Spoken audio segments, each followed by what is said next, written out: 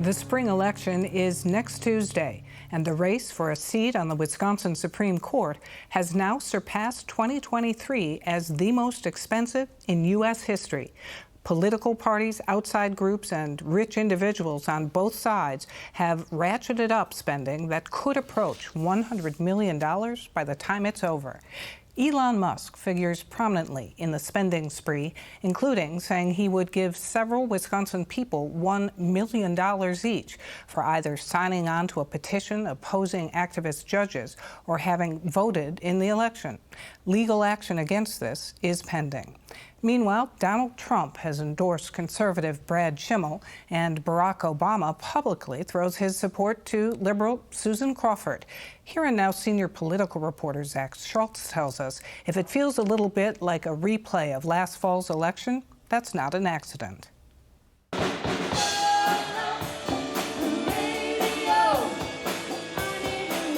In December, Brad Schimmel held a campaign event featuring his band, Four on the Floor. While this was billed as a campaign kickoff, in reality, Schimmel had been running for a seat on the Wisconsin Supreme Court for more than a year at that point. Over this 12 months, I have now campaigned in 65 counties. He relaunched his campaign in December because prior to that, most of the attention was on the race for president. Even though Supreme Court elections are technically nonpartisan, the room was full of Republican Party officials and volunteers, and Schimmel was not shy about connecting his campaign to the larger conservative movement. I've never seen our side this motivated or this united. It was clear the strategy was to keep the momentum from Donald Trump's win in November and carry it all the way to April 1st. 3.4 million Wisconsinites showed up to the polls to vote for president. But we expect only 2 million to show up on April 1st. That means whichever campaign can best retain their voters from November will win in April. A month later, Susan Crawford held a campaign event in Green Bay, introducing herself to a crowd at the headquarters of the Democratic Party of Brown County. I think you're all here because you know how important this race is. The mood in this room was different, something Crawford recognized as a hangover from Kamala Harris's loss in November. I think that immediately after the November election, I did sense some people that I was talking to just being very disappointed by the outcome of that election. I can definitely tell you it wasn't a great experience. Landiron Kern Jr. was at Crawford's Green Bay event and can testify to feeling crushed by November's election. I would definitely say when it came to myself and other students and even adults, morale was very, very low. We first introduced you to Landiron last summer, as he attended the Democratic National Convention in Chicago as one of the youngest members of the Wisconsin delegation. He started his freshman year at UW Green Bay trying to convince other students to vote, but the election nearly pushed him out of politics altogether. It's like, well, why should I go out and vote? Why should I go and canvass? Why should I help anyone besides myself?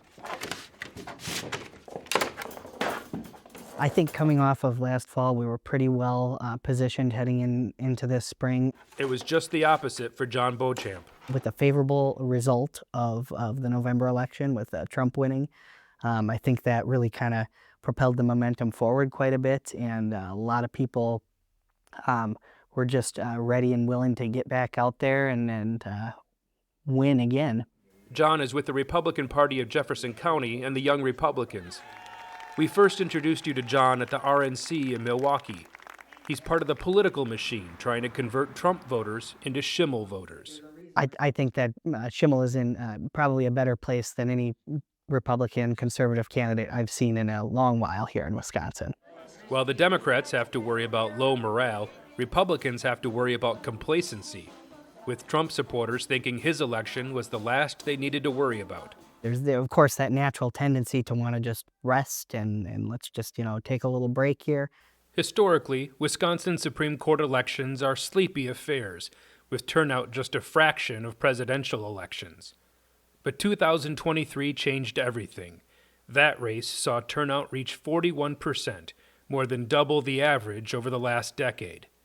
Schimmel's prediction of 2 million voters this spring would be 43% turnout, a new record. I have a packed schedule where I'm out meeting with voters, talking about the importance of this race, and I'm finding that people are plugged in. They haven't lost an ounce of the momentum from November.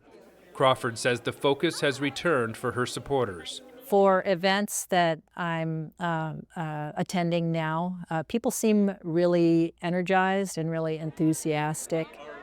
They are also, I think, nervous and afraid by, just a sense that rights are under attack in our country and feeling like they want to do something about that. I was like, I can't just sit here on the sidelines and allow this to happen. Landiron is back on board, working with other organizers to canvass votes for Crawford, convincing his college friends that losing an election doesn't mean you quit voting. Those same friends now, they felt like it was a waste of their vote.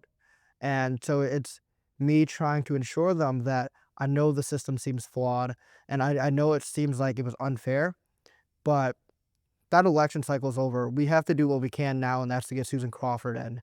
For Landiron and John, that means knocking doors and making calls, just like last fall. I know that we seem like a burden to come and to knock on your door, but it's that important. And I've been saying that since the presidential cycle, that it's that important that you go out and vote. It's very easy to forget that the ground game matters, that getting out there, doing the old-fashioned, knocking on someone's door, making the phone calls, sending the postcards out, it all matters. Reporting from Madison, I'm Zach Schultz for Here and Now.